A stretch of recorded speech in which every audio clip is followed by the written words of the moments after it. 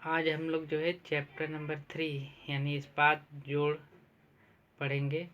इसके पहले हम लोग जो है क्लास में चैप्टर नंबर 2 स्टील सेक्शन के चैप्टर नंबर 2 जिसमें कैंचियों के बारे में हमने कैंचियों का जोड़ कैसे बनाएंगे हैं, उसके अलग अलग क्या क्या पार्ट होते हैं, उनका क्या क्या नाम होता है, ये सब पढ़ लिया है।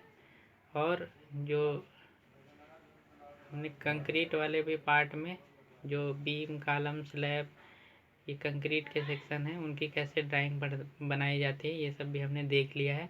अब स्टील वाले ही पार्ट में हम लोग दूसरा इस्पात जोड़ इस चैप्टर नंबर 3 में पढ़ेंगे। तो सबसे पहले हम लोग देख लेते हैं कि इसमें हमको पढ़ना क्या क्या है इस चैप्टर में। तो इस चैप्टर में हम लोगों को अलग अलग मार्केट में कौन कौन से स्टील के सेक्शन आते हैं ये सब हम लोग देखेंगे हैं। स्टील अवयवों के प्रमुख जोड़ क्या क्या हैं ये सब देखेंगे हैं। ये सब जैसे स्टील अवयवों के अलग अलग जोड़ हैं तो इसके बारे में हम लोग देखेंगे कि इनकी हम लोग ड्राइंग कैसे बनाएंगे और इसके बाद हम लोग कुछ क्वेश्चन करेंगे इस पे आधारित जो कि बोर्ड में पूछा जाता है। तो सबसे पहले हम लोग जो है इस्पात के अलग अलग सेक्शन को देखते हैं कि इस्पात में अलग अलग सेक्शन किस किस प्रकार से आता है। तो मार्केट में बाज़ार में स्टील के अलग अलग खंड उपलब्ध हैं, विभिन्न आकार में पाए जाते हैं जैसे वर्गाकार, वृत्ताकार या चैनल या टी आकार का, आई आकार का, जेड आकार का, इनमें से किसी भी आकार का सेक्शन हो सकता है। जैसे यहाँ देख सकते हैं कि ये हमारा वृत्ताकार या राउंडेड सेक्शन है, ये हमारा वर्गाकार या स्क्वायर सेक्शन है, ये वाला सेक्शन जो है हमारा इक्वल एंगल सेक्शन है, इसे हम लोग इक्वल एंगल सेक्शन या एंगल सेक्शन कहते हैं। ये सी आकार का सेक्शन है, इसे हम लोग चैनल सेक्शन कहते हैं, इसको हम लोग जेड सेक्शन कहते हैं। तो इस तरह से मार्केट में इस्पात के जो है अलग अलग जो है सेक्शन, इस्पात के अलग अलग जो है आते हैं सेक्शन, तो खंड आते हैं। तो इसका हम लोग उपयोग जब भी कोई भी बीम धरन बनाना है या स्तंभ बनाना है या फिर जो है नींव बनाना है तो उसमें हम लोग इन खंडों का उपयोग करते हैं। इन खंडों को जो है जोड़ने के लिए हम लोग जो है इन खंडों को आपस में जोड़ने के लिए हम लोग जो जिन जिन चीज़ों का प्रयोग करते हैं उनमें मुख्य रूप से रिविट का प्रयोग करते हैं। दूसरा नट बोल्ट का प्रयोग करके इन खंडों को आपस में जोड़ा जा सकता है। जैसे ये देख लीजिए, ये कॉलम है, ये जो है स्तंभ है और ये जो हमारी मान लें कि धरन है या बीम है। तो इसको जोड़ने के लिए हमने यहाँ रिविट से जोड़ा हुआ है, तो यहाँ पे हम लोग रिविट से जोड़ सकते हैं या नट बोल्ट से जोड़ सकते हैं या वेल्डिंग भी करके यहाँ पे जोड़ सकते हैं। तो इन खंडों को जोड़ने के लिए हम लोग जो है इन तीनों में से कोई भी एक युक्ति लगा करके इन खंडों को आपस में जोड़ सकते हैं। आगे हम लोग देखते हैं कि स्टील के जो हम अवयव हैं मुख्य रूप से उनको कैसे जोड़ेंगे। तो स्टील के जो स्तंभ हैं उनको आई सेक्शन का प्रयोग जो है मुख्य रूप से स्टील का जो स्तंभ है यानी कॉलम है उसमें होता है। जो स्टील का कॉलम है उसको हम लोग जो है इस चैप्टर में स्टील के स्तंभ को या स्टील के कॉलम को आस्थारूप कहते हैं। जो स्टील का कॉलम या स्तंभ होता है उसे आस्थारूप या स्ट्रेचियन कहते हैं, स्ट्रेचियन इंग्लिश में कहते हैं, जिसका निर्माण दो आई सेक्शन को जोड़ करके आपस में बनाने से होता है। दो आई सेक्शन जोड़ दिए जाते हैं तो ये स्टील का स्तंभ बन जाता है। इसके अलावा हम लोग जो है स्टील के बीम से बीम का कनेक्शन करते हैं, बीम से स्तंभ का कनेक्शन करते हैं, स्तंभ से नींव का कनेक्शन किया जाता है। ये कनेक्शन रिविट के द्वारा हो सकता है, बोल्ट के द्वारा हो सकता है, वेल्डिंग के द्वारा हो सकता है, इनमें से किसी भी माध्यम से ये कनेक्शन किए जा सकते हैं। आगे हम लोग देख लेते हैं, इसमें जो है नोट्स में लिखा हुआ है स्तंभों को आधार के साथ जब भी स्तंभ को जोड़ना होगा तो गजेट प्लेट आधार प्लेट लगाते हैं, गजेट प्लेट लगाते हैं, क्लीट एंगल या कोई भी एंगल सेक्शन लगा सकते हैं, रिविट लगाएंगे और रैक बोल्ट लगाएंगे। इनका प्रयोग करके हम लोग जो है नींव के साथ जो है स्तंभ को स्टील के जोड़ देते हैं। ठीक है। और अब यहाँ पे एक चीज़ और है कि जो स्तंभ का आकार है वो चौड़ा होता है। यहाँ पे अब मैं दिखा देता हूँ कि यहाँ पे जैसे देखिए ये स्टील का जो है ये जो है स्टील का ये वाला भाग स्टील का स्तंभ है, ये स्टील का स्तंभ है और ये जो है हमारा स्टील की नींव है। तो यहाँ पे हम लोग जो है जो स्तंभ है ये नींव जो है देख सकते हैं, नींव की आकार जो है ये ज़्यादा है, बड़ी है और स्तंभ का आकार छोटा है। नींव का आकार इसलिए हमने यहाँ पे बड़ा किया हुआ है ताकि जो ऊपर से आने वाला दाब है, प्रेशर है, ये जो है नींव के द्वारा जो है ज़्यादा एरिया में फैल जाए। यहाँ नीचे जो है ये दाब जो है ज़्यादा एरिया में फैल जाएगा तो मिट्टी पे जो है प्रेशर कम हो जाएगा, मिट्टी पे दबाव कम हो जाएगा, जिससे यहाँ पे जो स्तंभ है, स्तंभ के नीचे की मिट्टी जो है दबेगी नहीं, यानी उसका जो है नीचे की तरफ धंसेगी नहीं और पूरा स्ट्रक्चर सुरक्षित रहेगा। इसीलिए हम लोग जो है नींव का आकार बड़ा रखते हैं स्तंभ से, मतलब नींव का जो क्षेत्रफल है वो स्तंभ के क्षेत्रफल से ज़्यादा होगा।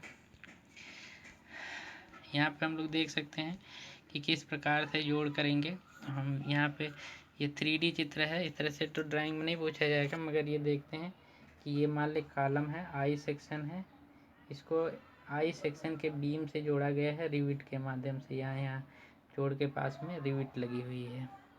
यहाँ भी देख सकते हैं यहाँ पे जो है रिविट के माध्यम से आई सेक्शन को जोड़ा गया है। यहाँ पे भी रिविटों की संख्या ज़्यादा कर दी गई है, उसी प्रकार से ही जोड़ा गया है यहाँ पे भी। आगे हम नीचे देखते हैं, ये इस तरह से कोई जरूरी नहीं है कि एक कॉलम के साथ एक ही बीम हो सकता है एक कॉलम के साथ एक बीम ये हो, एक बीम इधर भी हो सकती है, एक बीम हो सकता है इधर की तरफ भी लगी हो। एक ही कॉलम के साथ बहुत सारी बीम भी लगी हो सकती है। अब जैसे यहाँ पे एक ही कॉलम के साथ बहुत सारी मेंबर जोड़े गए हैं, तो ये जनरली ट्रस व्रस के केस में इस तरह से जोड़े जाते हैं। आगे हम लोग देखते हैं, ये यहाँ पे जो जोड़ दिखाया गया है ये कॉलम है, स्तंभ है, ये स्तंभ है, ये हमारा जो है स्तंभ है और ये जो हमारी बीम है या धरन है। यहाँ पे इनको जो है आपस में यहाँ पे रिविट के ये एल आकार का जो है एंगल सेक्शन है, इसे हम लोग क्लीट कहते हैं। ये क्लीट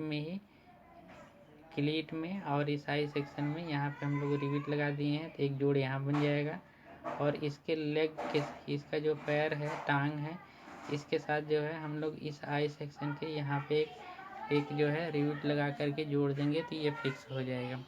इसी प्रकार से हम लोग जो है नीचे भी जोड़े हुए हैं, क्लीट के साथ जो है रिविट को जोड़े हुए हैं। इधर भी सेम टू सेम क्लीट लगा करके रिविट के माध्यम से जोड़ दिया गया है, ये भी इसी प्रकार से जोड़ा गया है। और ऊपर से भी हम लोग जो है ये क्लीट लगा हुआ है, एल आकार में है, तो इसी प्रकार से हम लोग लगा करके यहाँ ऊपर से भी जोड़ दिए हैं।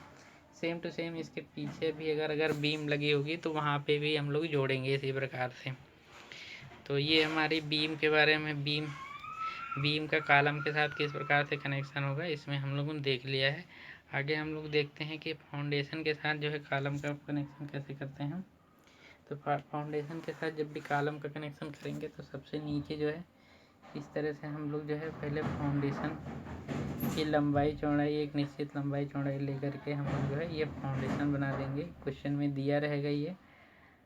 और यहाँ पे इसके ऊपर हम लोग एक बेस प्लेट लगाएंगे।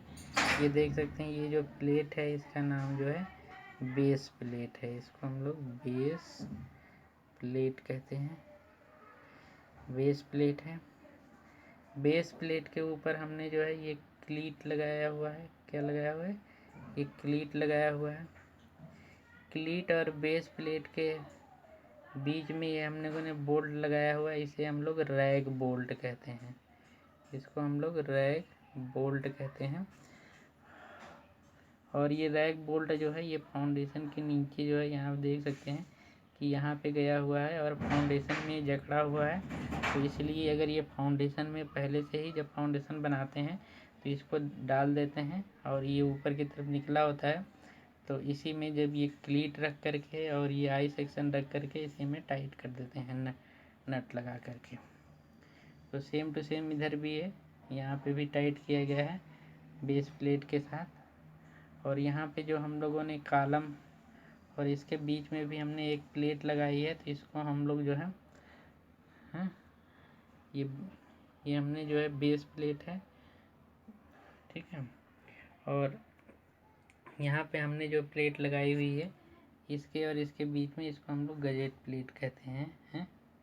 यहाँ पे लिखा हुआ है गजेट प्लेट, ये है।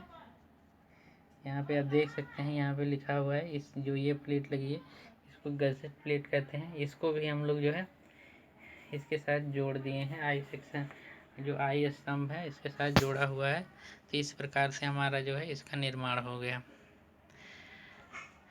आगे हम लोग देखते हैं, इसी कॉलम का जो है वो टॉप व्यू दिखाया गया है यहाँ पे। इस कॉलम का जो है ऊपर से जब देखेंगे, टॉप से देखेंगे तो ये इस तरह से दिखेगा।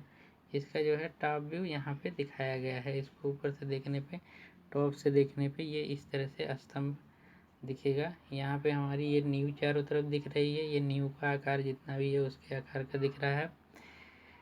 नींव के ऊपर जो हमारा स्तंभ आई सेक्शन का स्तंभ लगा हुआ है, जो स्तंभ है ये आई सेक्शन का, ये स्तंभ आई सेक्शन का हो गया।